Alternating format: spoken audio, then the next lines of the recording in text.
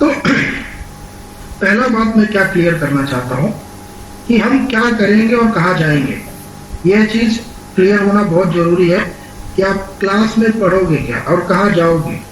ये चीज हर क्लास में मैं सबसे पहले इसलिए समझाता हूं ताकि पता चले कि किसी को क्या पढ़ना है या क्या समझना है और कहां जाना है। टू बी वेरी फ्रैंक, आप यहाँ पे कोचिंग करने आए हो, आपको बहुत सारा कोचिंग इंस्टीट्यूट पता भी होगा, बहुत सारे कोचिंग इंस्टीट्यूट हैं जो ये सब चीजें पढ़ाते हैं। वो इनको बहुत सारे नाम से बोलते हैं, जैसे कोई बोलता है प्रोटोकॉल टेस्टिंग। तो प्रोटोकॉल टेस्टिंग मैं बताऊंगा क्या है, टेस्टिंग है या प्रोटोकॉल टेस्टिंग है। पहले हम लोग ये क्लियर करेंगे कि हम लोग जाएंगे कहाँ और हम कहाँ पे हैं, हम कहाँ पे काम करते हैं और हमको कहाँ पे जाना है। तो ये अगर क्लियर हो गया तो हम देखेंगे आगे की चीजें, फिर उसके हिसाब से ही पढ़ेंगे। तो सबसे पहले हम ये क्लियर करेंगे कि हमको कहाँ पे पहुंचना है, कहाँ पे हम हैं और कहाँ पे हमको जाना है, और मार्केट में क्या क्या कंडीशन है। उसके बाद हम लोग अपने फॉर्मल पीपीटी पे आएंगे कि हमारे कोर्स में क्या क्या कंटेंट्स हैं, उसके बारे में आएंगे। और फिर आगे का जो नेक्स्ट स्टेप है पढ़ने के लिए, क्या हम लोग अपने सिलेबस पे जाएंगे, उसके बाद हम लोग सिलेबस पे जा जाएंगे। तो आज की क्लास में हम बेसिक आइडिया ये देखेंगे कि हम कहाँ पे, हमको कहाँ जाना है। पहला क्वेश्चन जो सबके माइंड में होगा कि हम पढ़ेंगे क्या यार, इसमें ऐसा क्या पढ़ लेंगे कि किसी दूसरे डोमेन में चले जाएंगे।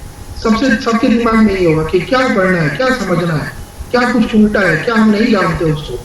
तो सबसे पहले हम ये जानेंगे। फिर दूसरी बात हम ये देखेंगे कि उसको कैसे करेंगे, क्या क्या कोर्सेस हैं, क्या क्या कंटेंट्स हैं जिनको पढ़ना पड़ेगा, जिनको समझना पड़ेगा, जो प्रोजेक्ट्स हैं जो इंटरव्यू में आएंगे, वो सारी चीजें हम लोग देखेंगे। नेक्स्ट, अब इनको पढ़ने के लिए हमको क्या क्या चीजें समराइज करना है, क्या क्या चीजें बनाना है, तो हम लोग वो देखेंगे। तो पहले स्टार्ट करते हैं हम लोग कि हम कहाँ पे हैं।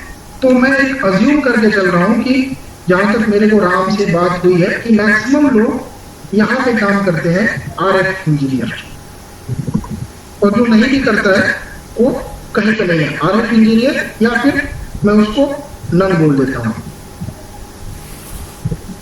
जो कोई नहीं कहीं करता है या किसी और डोमेन में है।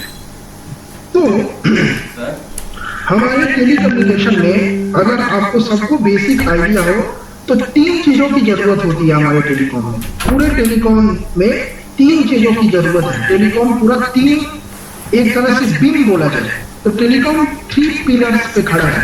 वो 3 पिलर्स टेलीकॉम के क्या है?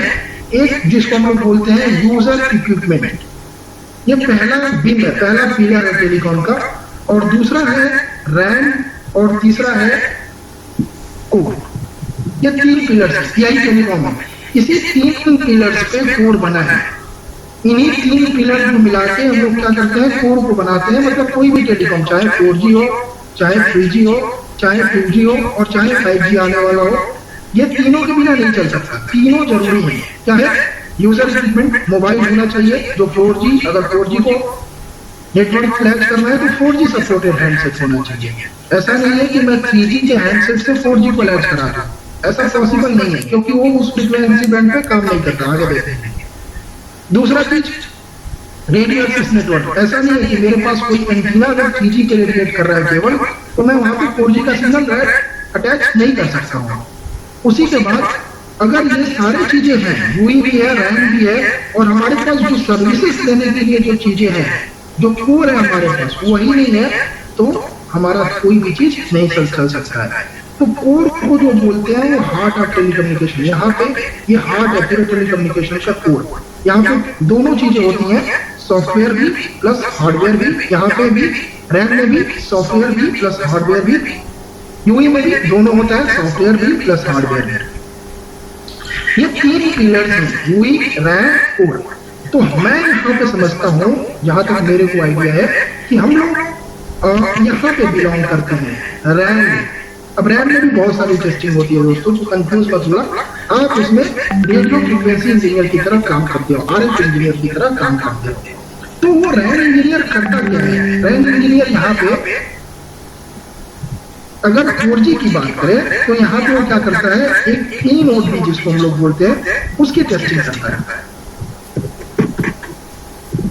इस ई नोट बी की टेस्टिंग करता है, और इसमें UE to E node B यहाँ से यहाँ तक की टेस्टिंग करता है।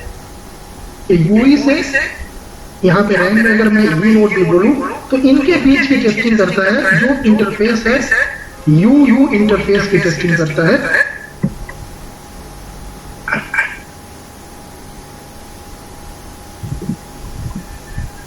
और आरआरसी प्रोटोकॉल को टेस्ट करता है, राइट। यहाँ पे हमारा प्रोटोकॉल क्या होता है, आरआरसी होता है।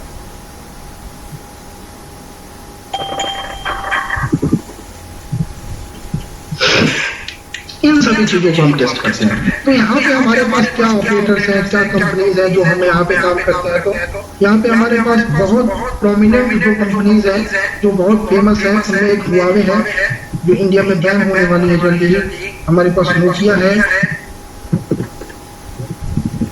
रिक्सन है और सैमसंग है। इंडिया में मोस्टली जो वेंडर्स हैं जो ऑपरेटर को नोड भी प्रोवाइड करते हैं, जैसे सैमसंग जियो को प्रोवाइड करती है, रिक्सन नोकिया दोनों बहुत सारे ऑपरेटर्स को प्रोवाइड करती है, हुआवे मल्टीपल ऑपरेटर्स को प्रोवाइड करता है।